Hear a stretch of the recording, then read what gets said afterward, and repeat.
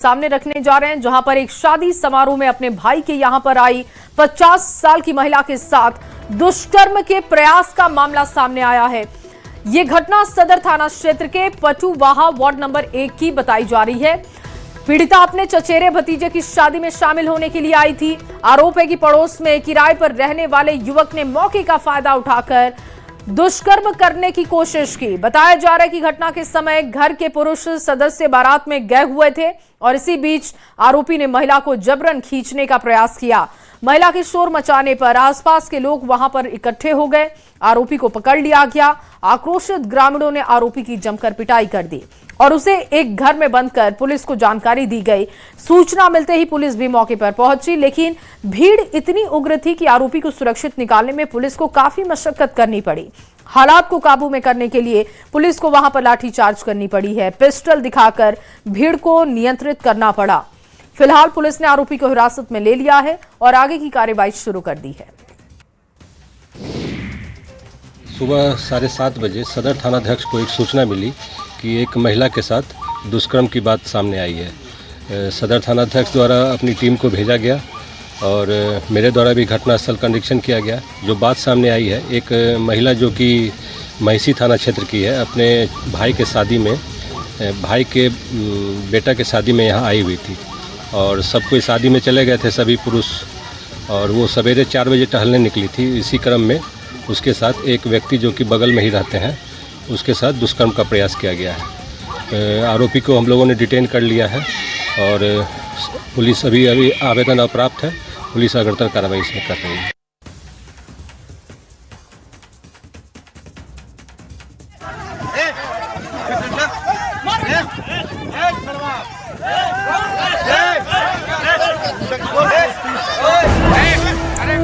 और दानापुर से आपके सामने बड़ी खबर रख रहे हैं। शिक्षक पर छेड़खानी का आरोप लगा है।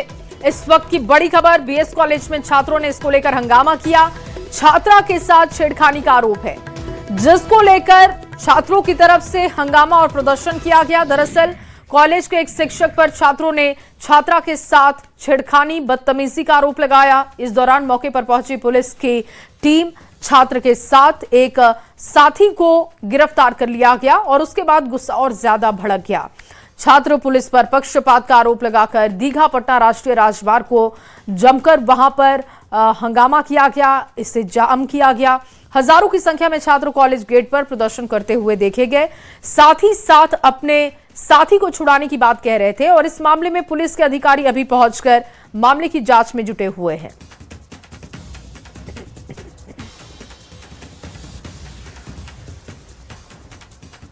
और अमरजीत ज्यादा जानकारी के साथ जुड़ चुके हैं। अमरजीत, ये क्या पूरी घटना है? शिक्षक पर आरोप लग रहे हैं कि छात्रा से बदतमीजी की गई, लेकिन कुछ छात्रों को भी गिरफ्तार किया गया है। अभी वहां पर स्थिति कैसी है? इस मामले में छात्रा ने एक शिक्षक पे छात्रा द्वारा शिक्षक पर आरोप लगाने की बात आई थी, जिसमें जो है एक जो छात्र था वो हंगामा कर रहा था, उसे पुलिस पकड़ भी ली थी इस मामले को लेकर के। तो उसके बाद जो है जब छात्र को पकड़ी तो उसके बाद छात्र को लेकर के छात्रों द्वारा जो है हंगामा किया जाने लगा उन्हें छुड़वाने के लिए, और रोड जाम किया गया और हंगामा किया गया। तो बाद में पुलिस जब आई है उसके बाद शांत कराई। और इस मामले में हालांकि पुलिस ने कहा कि इसमें कोई छेड़खानी की बात नहीं है। वहीं जो कॉलेज प्रशासन है उसमें जो है प्रिंसिपल श्यामदेव हैं, उन्होंने भी कहा है कि छेड़खानी की बात नहीं है। ये एग्जाम चल रहा था, उसमें जो है छात्रा को और छात्रों को हटाया जा रहा था, उसी दौरान जो गुस्से में आकर छेड़खानी का आरोप लगाया है। हालांकि ये जांच का विषय भी है, पुलिस जांच भी कर रही है और आगे क्या मामला आता है। फिलहाल जो है अभी मामला शांत हो चुका है, रोड जाम हट गया है। जी अमरजीत, क्या इस पूरे मामले में शिक्षक की तरफ से सफाई दी गई है? उनका पक्ष सामने आया है अब तक?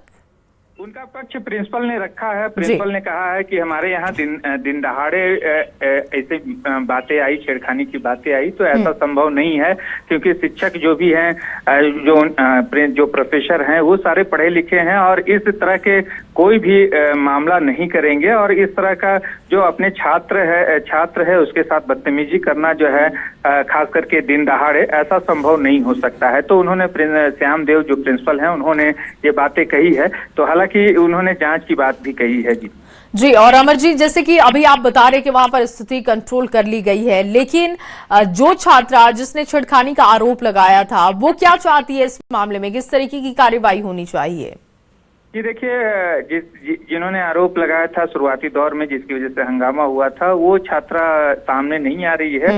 जो उसको लेकर के एक हंगामा जो कर रहे थे छात्र, वो पकड़े गए और उसके बाद जो है उन्हें लिखित देने के बाद जो है उन्हें छोड़ा गया। तो उसके वजह से जो है जो छात्र नाराज थे, उनका कहना है कि जो है जो गलत किया गया है इस पे जांच होनी चाहिए जी। ठीक है, बहुत शुक्रिया तमाम जानकारी के लिए।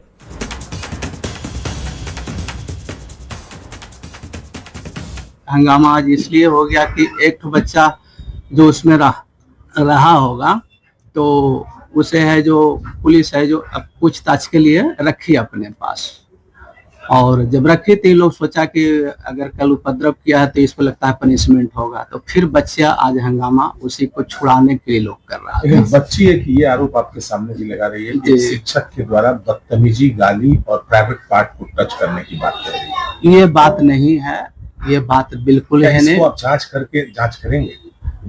हाँ, वैसा अगर आप लोग का रहेगा हम कर देंगे उसको। ऐसी बात आ रही है हम खुद भी कर देंगे। उपस्थित पर्यवेक्षक या जो टीचर लोग थे उनको कैंपस से बाहर जाने के लिए अनुरोध किए, जिस पर वो उग्र हो गए थे कि हम कैंपस से बाहर नहीं जाएंगे। तो सुरक्षा को देखते हुए तो लोग किए ही, तत्काल में उनको लिखवा के छोड़ दिया गया है। स्टूडेंट विद्यार्थी थे, लिखवा के छोड़ दिया गया है। और वहीं बिहार की स्वास्थ्य व्यवस्था के दावों के बीच आरा से एक ऐसी तस्वीर सामने आई जो सिस्टम की हकीकत बयां कर रही है। सड़क हादसे में घायल राकेश कुमार सड़क किनारे तड़पते रहे, लेकिन 102 एम्बुलेंस और 112 पर बार बार कॉल करने के बाद भी कोई मदद उनको नहीं पहुंचाई गई। करीब 20 मिनट तक इंतजार करने के बाद जब कोई नहीं आया तो स्थानीय लोगों ने मजबूरी में ठेले का इस्तेमाल किया और ठेले का सहारा लेकर घायल को उसी पर लादकर अस्पताल पहुंचाया गया। ये घटना न सिर्फ व्यवस्था की पोल खोलती है बल्कि कई गंभीर सवाल भी खड़े करती है। ये तस्वीरें हम आपको दिखा रहे हैं। इस मामले में गंभीर सवाल है कि जब कहा जाता है कि 12 से 15 मिनट में अगर आप कॉल करते हैं और आपके पास सेवा नहीं पहुंचती है तो आप सवाल पूछ सकते हैं। और इस मामले में जो जानकारी आ रही है कि ना नंबर 102 का इस्तेमाल करने के बाद कोई मदद पहुंचाई गई और ना ही 112 डायल की पुलिस भी पहुंची मौके पर। और उसके बाद देखिए स्थानीय लोगों ने इंसानियत दिखाते हुए इस व्यक्ति को अस्पताल तक ठेले पर लादकर पहुंचाया। ये तो हम लोग लगातार देख रहे हैं कि बिहार में स्वास्थ्य व्यवस्था जिस तरीके से चरमराया हुआ, आप देख लीजिए सरकार दावे तो लगातार करती है, सरकार के दावों में कोई कमी नहीं रहती है, लेकिन जमीनी हकीकत काफी खोखली रहती है। जिस तरीके से अभी आपने देखा कि गड्ढे में गिर गया और 102 को कॉल किया गया और उसके बावजूद कोई नहीं पहुंच पाया, तो ये हमको लगता है कि बहुत मानवीय हिंसा है और इससे शर्मनाक और कुछ नहीं। और न्यूज़ 18 इस मामले में गंभीर सवाल पूछता है, घायल को समय पर एम्बुलेंस क्यों नहीं मिली? क्या हवाई 12 से 15 मिनट में रिस्पांस का दावा है? सिस्टम की सुस्ती के आगे इंसान की जान सस्ती हो गई है क्या? घायल को ठेले पर ले जाने की नौबत आखिर क्यों आई? आखिर करोड़ों खर्च के बाद ये हाल क्यों बना हुआ है? एक्शन की जगह पर बार बार रिएक्शन क्यों आता है? ये तस्वीरें आप देख रहे हैं। घायल को ठेले पर ले जाने की आखिर नौबत आई क्यों? ये सवाल अब न्यूज़ 18 बिहार झारखंड सिस्टम से पूछ रहा है। आखिर करोड़ों रुपए जब खर्च किए जा रहे हैं तो जमीनी हकीकत उसकी इतनी खोखली क्यों दिखाई दे रही है? और आपके सामने एक बड़ी खबर आरा से रखने जा रहे हैं, जहां परीक्षा में मोबाइल से खुलेआम नकल, 4 वर्षीय स्नातक परीक्षा में नकल। सेमेस्टर 4 की परीक्षा में खुलेआम नकल की गई है। पर्ची से भी खुलेआम नकल करते हुए लोग देखे गए। वीर कुंवर सिंह विश्वविद्यालय का ये मामला है। ये देखिए तस्वीरें हम आपको दिखा रहे हैं। परीक्षा के नाम पर यहां पर मजाक चल रहा है। स्नातक परीक्षा में नकल की तस्वीरें दिखी।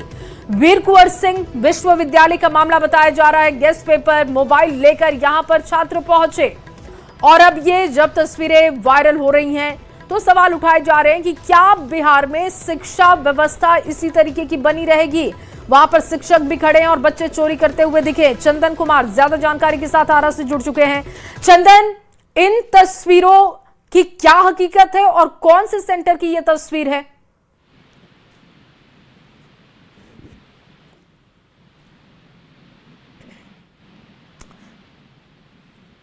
तो ये तस्वीरें लगातार आपको दिखा रहे हैं। वीर कुंवर सिंह विश्वविद्यालय का मामला बताया जा रहा है। स्नातक के परीक्षा में चोरी का खुला खेल दिखा है, जहां पर बच्चे मोबाइल लेकर पहुंचे हैं। कहा जा रहा है कि गेस्ट पेपर लेकर वो एग्जाम दे रहे हैं और ये आप देख सकते हैं, ये तस्वीर देखिए किस तरीके से वहां पर खुलेआम चोरी हो रही थी।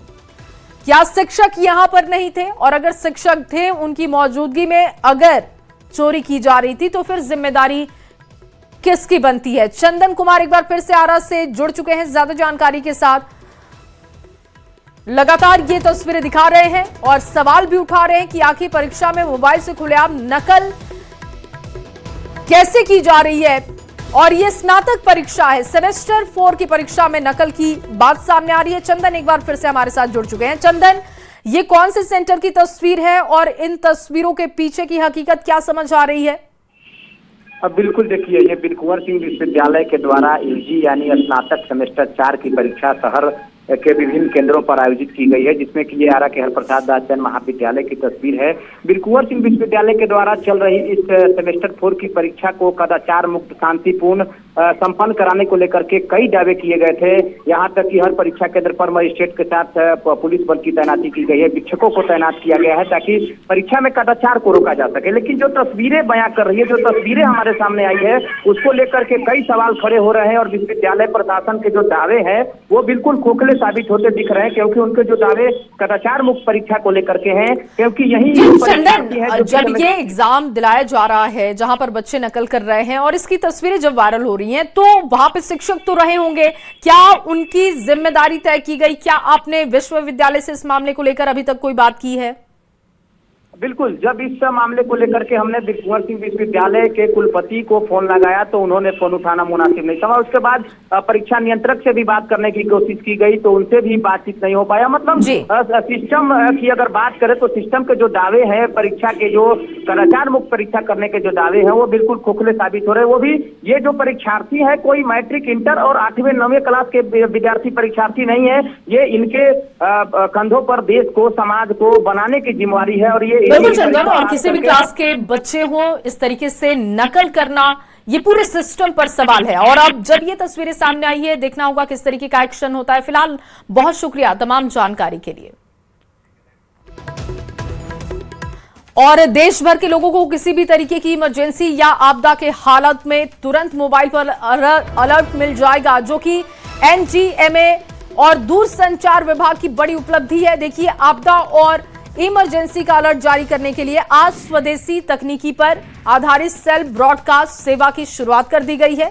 केंद्रीय संचार मंत्री ज्योतिरादित्य सिंधिया ने दिल्ली में आयोजित एक कार्यक्रम में सेल ब्रॉडकास्ट सेवा को लॉन्च किया, जिसके बाद देश में करोड़ों लोगों को मोबाइल पर एक साथ अलर्ट मैसेज आया और लोगों के फोन पर सायरन बजे। स्क्रीन पर हिंदी अंग्रेजी में एक मैसेज आया था और सायरन बंद हुआ तो मोबाइल पर मैसेज पढ़कर सुनाया भी गया। इससे कई लोग परेशान हुए, कुछ लोग कंफ्यूज भी हो गए थे। हालांकि सरकार ने कहा कि घबराने की जरूरत नहीं है, इसको लेकर कई लोगों को पहले से जानकारी दी गई थी। ये मैसेज राष्ट्रीय आपदा प्रबंधन प्राधिकरण यानी कि एनडीएमए ने भेजा था, जो कि इमरजेंसी मोबाइल अलर्ट ट्रायल का हिस्सा था और डिजास्टर अलर्ट इसको नाम दिया गया था। और ये एक तरीके का ट्रायल था कि अगर डिजास्टर का समय आता है तो कैसे लोगों को अलर्ट किया जा सकता है, कैसे लोगों को ये जानकारी दी जा सकती है कि उनके हिस्से में डिजास्टर आने वाला है और उनको सतर्क हो जाना चाहिए। और ये 4 तस्वीरें दिखा रहे हैं आपको, कार्यक्रम की तस्वीरें आप देख रहे हैं जब सेल ब्रॉडकास्ट सेवा की शुरुआत की गई, वो तस्वीर देखिए। और ये जो मेगा टेस्ट किया गया है अलर्ट को लेकर, वो तस्वीर भी हम आपको दिखा रहे हैं। कई लोगों के फोन बजे, कई लोगों के फोन पर सायरन बजा और ये वक्त था 11:42 के आसपास का। इसके बाद जैसे ही ये सायरन बंद होता है, उसके बाद एक अलर्ट मैसेज आता है। वो मैसेज हम आपको हिंदी, इंग्लिश वो दोनों ही दिखा रहे हैं, जिसके जरिए लोगों को जानकारी दी गई कि ये एक तरीके का अलर्ट मैसेज है और आपको घबराने की जरूरत नहीं है।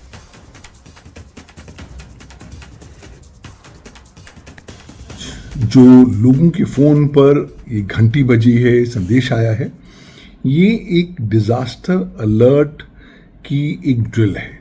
मसलन आपको घबराने की आवश्यकता नहीं है। देखिए, भारतवर्ष लगातार तैयारी कर रहा है कि वो अपना जो डिजिटल इंफ्रास्ट्रक्चर है उसको वो टॉप लेवल, टॉप गियर पर ला सके। और इस संदर्भ में जब हमारे राष्ट्र में जब कभी भी कोई डिज़ास्टर इशू होगा तो एटलीस्ट सरकार के पास ये सुविधा होनी चाहिए कि वो तमाम नागरिकों को उनके मोबाइल फ़ोन पर एक संदेश पहुंचा सके कि साहब ये एक आपदा आई है, डिज़ास्टर आया है, तो कृपया आप। तो एक साथ करोड़ों लोगों के मोबाइल पर आपदा का अलर्ट और सायरन बजा है, जिसको लेकर लोगों की अलग अलग तरीके की प्रतिक्रिया भी सामने आई है। भारत ने जिस स्वदेशी तकनीक का उपयोग किया, इससे आने वाले दिनों में लोगों को कई तरीके की आपदा की स्थिति में संभलने का मौका मिलेगा। लोग जागरूक रहें, राष्ट्र भी सुरक्षित रहेगा, इसलिए इस तरीके के अलर्ट का ट्रायल किया जा रहा है। और आज इसको लेकर करोड़ों लोगों को इसका पार्ट बनाया गया जब उनके फोन पर सायरन और मैसेज भेजा गया। सरकार द्वारा सेल ब्रॉडकास्ट सेवा द्वारा एक आपदा अलर्ट सभी के मोबाइल पे तत्काल अभी जो है दिया गया है, ताकि आपदा के समय आप अलर्ट हो सकें और अपनी जान की सुरक्षा कर सके। भारत सरकार द्वारा यह अलर्ट सेवा जारी किया गया है, जिससे हर एक नागरिक राष्ट्र की सुरक्षा को लेकर के यह जो है योजना के तहत यह अलर्ट सेवा दिया गया है। और फिलहाल जो है यह अभी एक ट्रायल है, जिससे जो है प्रत्येक नागरिक देश के वो अलर्ट हो सके। यहाँ पे देखिए, सभी के मोबाइल में जितने भी आए हैं यहाँ मौजूद हैं, सभी के मोबाइल में यह अलर्ट सेवा एक साथ जो है आया है। और अलर्ट सेवा जो है ये आपकी सुरक्षा के लिए है। यहाँ पे आप देख सकते हैं जितने भी बैठे हुए लोग हैं सभी के मोबाइल में एक साथ आया है। यहाँ पर जो है श्याम जी भी बैठे हुए, उनसे बात कर लेते हैं। अभी जो अलर्ट आया है, क्या है ये? देखिए, ये इसमें कोई घबराने की बात नहीं है। ये परीक्षण किया जा रहा है कि किसी तरह की आपदा आए तो अलर्ट का एक यहाँ पर दिया जाएगा हर एक के मोबाइल पर, और उस अलर्ट के कारण लोगों को अपनी सुरक्षा खुद करने के लिए जो ट्रेनिंग भी दी गई है और सुरक्षा है तो अलर्ट के लिए क्या समझे इस पे? बेहतर सरकार द्वारा जो ये चलाई गई योजना है यह बेहतर है। सत्येंद्र पासवान। क्या आपके मोबाइल पे भी आया अलर्ट? अलर्ट आया है, सुरक्षा की दृष्टि से अच्छा है, अच्छा देश के लिए। लोग सतर्क हो जाएं, जागरूक हो जाएं, इसी वजह से जो है भारत सरकार आज ये प्रयोग किया है। और हर व्यक्ति के मोबाइल पर यह मैसेज आया होगा, तो आप समझ जाएं कि आपका देश आपदा में है और उस समय आपको सुरक्षित रहना है, अपने देश को सुरक्षित करना है। दानापुर न्यूज़ 18 के लिए अमरजीत शर्मा। और वहीं मुख्यमंत्री बनने के बाद सम्राट चौधरी आज दूसरी बार दिल्ली जा रहे हैं। रात 8 बजे जानकारी मिल रही है कि सम्राट चौधरी दिल्ली पहुंचेंगे।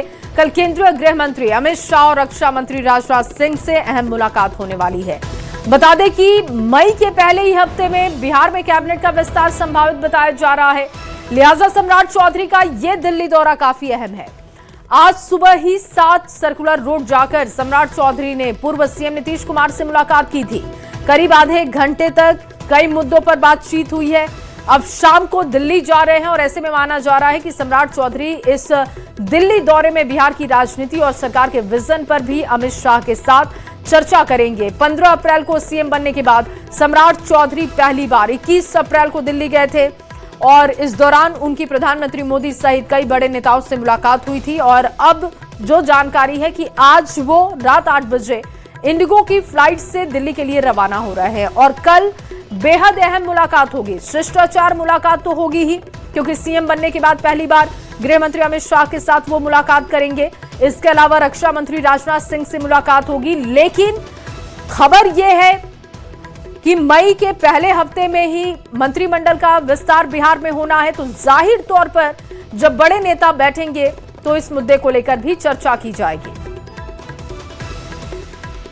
और अब बात कटिहार की कर लेते हैं, जहां पर पुलिस ने एक ऐसे शातिर गिरोह को पकड़ा है जिसका तरीका सुनकर हर कोई हैरान है। ये लोग रजिस्ट्री ऑफिस में पहले रेकी करते थे, फिर पुरानी जमीन के असली कागज चोरी कर उसमें नाम बदल देते थे और उसी के दम पर जमीन की रजिस्ट्री और म्यूटेशन का काम करा लेते थे। पुलिस ने पहले पटना से कुछ लोगों को पकड़ा और फिर उनकी निशानदेही पर कटिहार से भी 3 आरोपियों की गिरफ्तारी की गई। अब पुलिस पूरे गिरोह का नेटवर्क खंगालने में जुटी है। महोदय को ऐसी सूचना प्राप्त हुई थी कि कटिहार के कुछ लोग पटना के रजिस्ट्री ऑफिस में दस्तावेजों की चोरी कराने के उद्देश्य से वहां गए हुए हैं और चोरी करा सकते हैं। इस सूचना को हम लोगों ने पटना पुलिस के साथ शेयर किया और पटना पुलिस ने सफलतापूर्वक वहां 4 लोगों को जो चोरी करने वहां गए हुए थे उनको गिरफ्तार किया। हम लोगों ने इनिशियल पूछताछ किया है, उससे ये पता चलता है कि ये वहां के दस्तावेजों को निकालते थे, दस्तावेजों में छेड़छाड़ करके कुछ नए एंट्रीज करते थे, साथ ही साथ पुराने कुछ जो रजिस्ट्री के कागज़ हैं वो पुराने रजिस्ट्री के कागज़ नए बना के डालते थे। उसी के आधार पर फर्जी ये लोग सीईओ के कार्यालय से भी म्यूटेशन कराते थे और फिर अपनी उस ज़मीन पे दावेदारी पेश करके उस ज़मीन पर कब्जा कर लेते।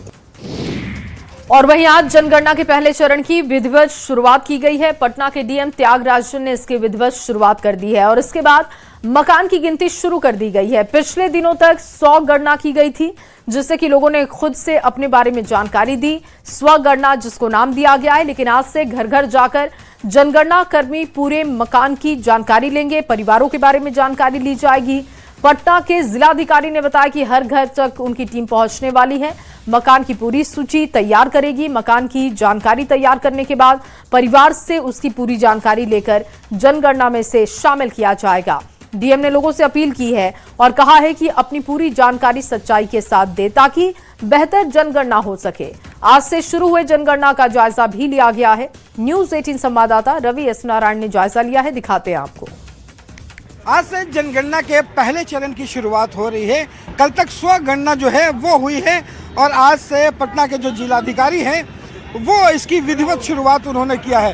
देखिए, सभी एनुमरेटर्स को आज अपने क्षेत्र में घूम करके अपना जो क्षेत्र के अधीन आने वाले सभी मकानों का सूचीकरण की प्रक्रिया आज से शुरू करना है। अपने नक्शा बनाया हुआ है तो नॉर्थ वेस्ट कॉर्नर से शुरू करेंगे और घूमते घूमते अंत में लास्ट पॉइंट तक पहुंचेंगे और सभी घरों को, सभी गलियों को कवर करेंगे। तो इसमें पहला चरण में 2-3 दिन या 4 दिन मकान सूचीकरण होगा।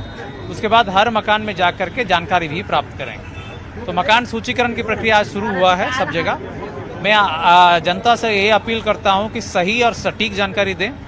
एन्यूमरेटर्स को भी हम लोगों ने आदेश दिया है कि सही जानकारी प्राप्त करें ताकि जानकारी के आलोक में जो भी निर्णय लिया जाएगा, पॉलिसी फॉर्मुलेट होंगे, उसमें सरकार के मदद मिल सके और जानकारी के आधार पर ही आगे की जो भी पॉलिसी फॉर्मुलेशन वो आधारित रहेंगे। ये हम लोग सब लोगों को समझना होगा। जिसने खुद से स्वगणना कर ली है वो आगे आने वाले दिनों में उसके पास कैसे शुरुआत और होगी? उनको थोड़ा सुविधा रहेगी, उनके घर में भी पहुंचेंगे एन्यूमरेटर्स और उनसे उनके मोबाइल में जो प्राप्त आईडी को ले लेंगे और आईडी से उनके भरा गया जानकारी को देख करके मिलान करेंगे, जांच करके अगर सही है तो अनुमोदन कर देंगे। जो नहीं किए हैं उनको भी दिक्कत नहीं है।